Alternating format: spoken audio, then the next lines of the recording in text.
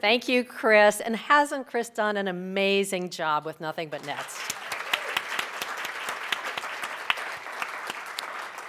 As have all of you. I look at this room of VIPs, champions, and just say thank you. Thank you for everything you've done to make this issue such an important one that our president has doubled down on his commitment. We're going to be hearing more about that, but thank you for everything you've done. Thank you for coming to Washington to raise your voice and reminding people that a lot of us do care about the issues. It's not just about the horse race.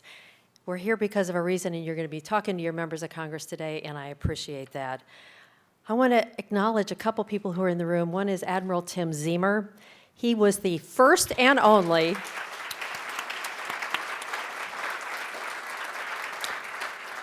coordinator for malaria in the United States under one president, kept by a second. It's a great tradition, and he's done an amazing job. Thank you for being here. I believe you're going to see Kelly Clements later, the UN Deputy High Commissioner for Refugees. How great that we have an American in that job. And I want to echo Chris on thanking our partners for this event, the Bill and Melinda Gates Foundation, Sumitomo Chemical, and Deloitte. Thank you for being here with us. We really appreciate the support. Well, you know, the UN Foundation was founded by Ted Turner, and I love to quote Ted, the mouth from the South, because he always has something pretty profound to say no matter what he's saying. And in an interview with Variety magazine a few years ago, he said, if the foundation did nothing but nets, it would still be worthwhile. Of course, we do lots of other things, but Ted said how critical the work is that you and we do together. And it's a testament to you. Now, Steph Curry, somebody else who's fun to quote, showed us the power of 3, but I think now we are looking at the power of 10. For 10 years, Nothing But Net supporters and champions have mobilized communities around the country to donate $10 to send a net and save a life. Because of your hard work, we are on track to reach our goal of sending 10 million nets in partnership with the UN this year. Congratulations.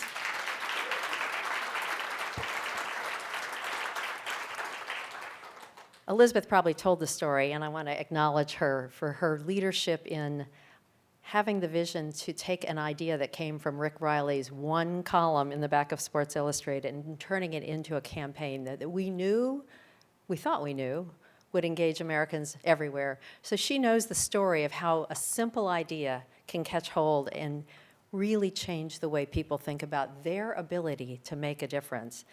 But we never really appreciated that we would be able to engage so many partners, so many Americans, so many young people in caring about this one issue.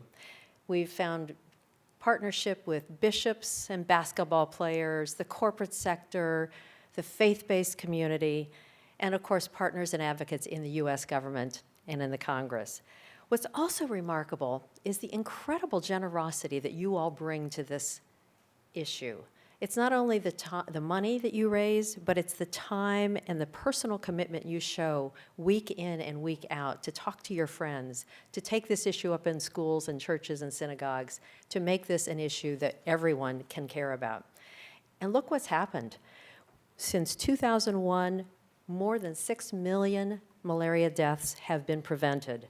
We not only met the Millennium Development Goal on malaria to turn the tide, we surpassed that goal. And malaria is no longer the leading killer of refugees. And I particularly want to thank the entire NETS community for your commitment and focus on refugee families through the Million NETS Pledge. You know, these families are fleeing such horrific situations and circumstances in some of the world's deadliest conflicts. And after all they've had to endure, malaria should be the last thing on their minds. So while we've made progress, we still have a lot of work to do, but the good news is there's new momentum. In announcing a combined $4 billion for research and development, Bill Gates and the UK Chancellor of the Exchequer, George Osborne, said, "We both believe that a malaria-free world has to be one of the highest global health priorities." And with the adoption of the new Sustainable Development Goals, World leaders also embrace the vision of a world without malaria. And UN Secretary General, Ban Ki-moon, who's been such a champion of malaria prevention, said, as we move to the new set of goals, we have an unprecedented opportunity to put an end to the global threat of malaria death once and for all. So, we know the UN is at its best and strongest when it's supported by our friends and allies in Congress and the White House. And we really know how important it is when the US president, George Bush originally, when Tim Zimmer took over, and President Obama now, stand behind this issue. You probably know President Obama made a powerful statement when he proclaimed in his final State of the Union that the end of malaria is within grasp and that he would work with Congress this year to make sure that the US maintains its leadership in the fight against malaria. Now, we know that the president is a steadfast supporter of the UN. He's been there every step of the way, and of smart US investments in global health. But we also know he's surrounded by really smart people and advisors who ensure that these issues remain at the top of the agenda. We are so lucky to have his top advisor here with us today, and we're so honored that she took the time to join us and to talk to us about what we can get done this year. Ambassador Susan Rice is the President's National Security Advisor, where she is responsible for advising the President on national security issues, along with coordinating the administration's foreign policy, intelligence, and military efforts. And that's just the official part. Susan has also been a champion for a long time of strong US-UN relationship. From 2009 to 2013, as you know, she was served as the US ambassador to the United Nations and in the cabinet, where she worked to advance US interests, defend universal values, strengthen the world's common security, and promote respect for human rights. All in a day's work for her. During her service at the United Nations, Ambassador Rice also mobilized support and resources for the most pressing issues of our time, including the fight against malaria. That passion and that optimism helped us get where we are today, a world where the end of malaria is within our reach.